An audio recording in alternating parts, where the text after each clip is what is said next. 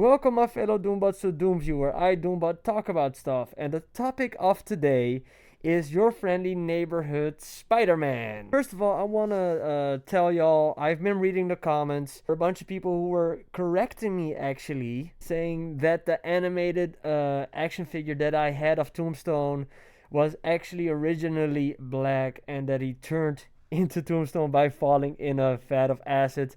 Something that I even joked about, but it was just that I didn't know. I watched the Spider-Man animated series, but I guess I didn't remember that. So, today we are going to be talking about episode 6 through 8 of Your Friendly Neighborhood Spider-Man. Yeah, in episode 6, we have a really cool interaction between Thunderbolt Ross and Norman Osborn at like a benefit or something. Norman Osborn tells Thunderbolt, because Thunderbolt is in the midst of the Sokovia Accords, about that he's working on this spider guy, but he gives him like a different identity. He doesn't tell Thunderbolt Ross that Spider-Man is Peter Parker.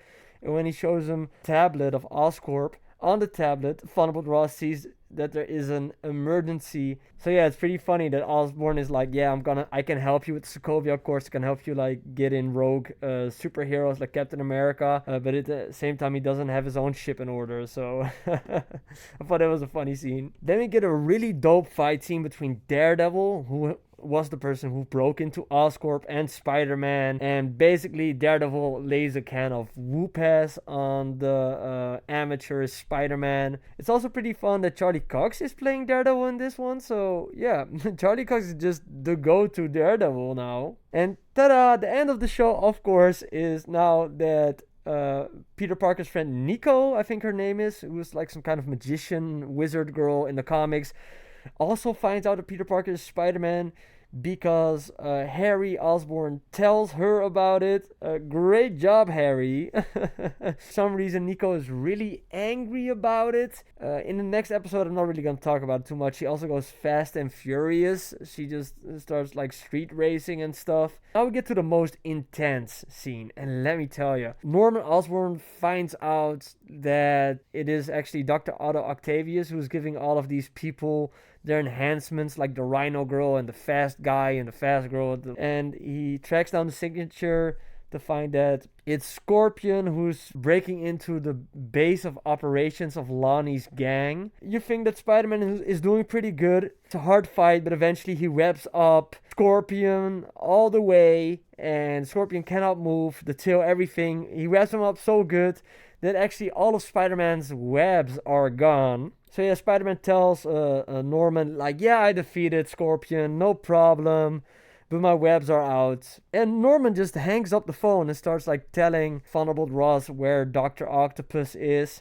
Like, this scene was so intense because Spider-Man has no spider webs anymore, and now Scorpion is pissed. And let me tell you, this dude does not hold back. He starts beating the crap out of Spider-Man, and Spider-Man doesn't stand a chance. Pushes out a beam, but Spider-Man has to catch it so it doesn't crush him. And then he straight up just stabs him through the back. Oh man. Scorpion could have just ended Spider-Man's life right there, but is stopped just in time by freaking Norman Osborn's Goblin Glider, so he does have it. Here in this image you can see Spider-Man, his entire mask is effed up, he has like a big bloody wound on his back, and he's hanging on for dear life on the glider to see if he can make it out of here alive. Like, after this episode, I think the next episode he spends half of it in a hospital recovering from his wounds because he got fucked up, man. He got messed up. That was some intense stuff. In the next episode, we get Norman Osborn butchering the classic Uncle Ben line, with great power comes great responsibility, by saying, with great power comes great respect, telling him you should not hold back and you should really lay out these so-called supervillains with your powers, because you are way more strong than you think you are. A SWAT team shows up at Dr. Octopus's hideout because Norman discovered where he was. We also found out that Dr. Octopus is actually an old colleague of Norman Osborn's. There has always been in the comics like a rivalry between Norman and Dr. Otto Octavius.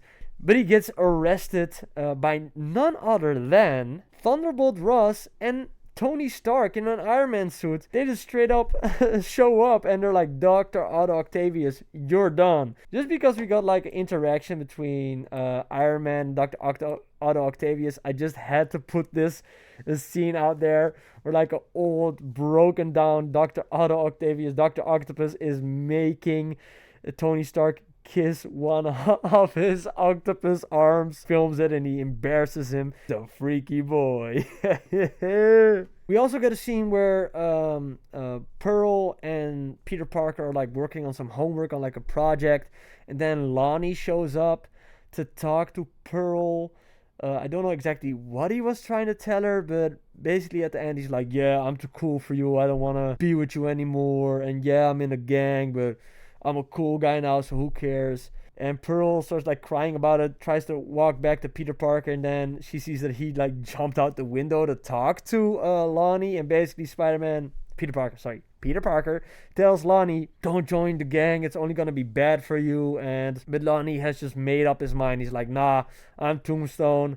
I'm in this gangster life now, so you cannot talk me out of it. You're a nice kid, but we just living a different life now. So on that same note, we get a scene where Lonnie Lincoln and the Rick Ross gang, they meet up with the Chameleon, because the Chameleon knows where Dr. Octopus's hideout is and where all of his gadgets are and that kind of stuff. I think the Chameleon is the same dude that we saw in the episode where the Rhino got broken out of prison by this crazy girl with a laser on her head that she got from Dr. Otto Octavius. So I think it was this dude right here who is the Chameleon. The question about that is also like, even if Lonnie and the gang get to the facility where Dr. Octopus has all of his stuff, didn't it just all get confiscated by the United States government because Thunderbolt Ross was there with an entire SWAT team and Tony Stark? The end of the episode ends with Harry Osborn showing Peter Parker that he made a specific Spider-Man suit, which Spider-Man had like drawn in one of his books for him. I'm guessing the suit is gonna look like this. I don't know if this is an official image, but it really does look like how the show looks. So if this is it, I'm down for the look. I'm always down the best look for Spider-Man. Kind of over the really clean white suit that he has. Like I said, February 19th, in 2 days, is going to be the season finale where we're getting episode 9 and 10. Episode 9, Hero or Menace, and episode 10, If This Be My Destiny. Let me know in the comments down below, what did you think of the last 3 episodes? Did you enjoy them? Did you hate it? Did you love it? Doombot out, and have yourself a happy Doomsday.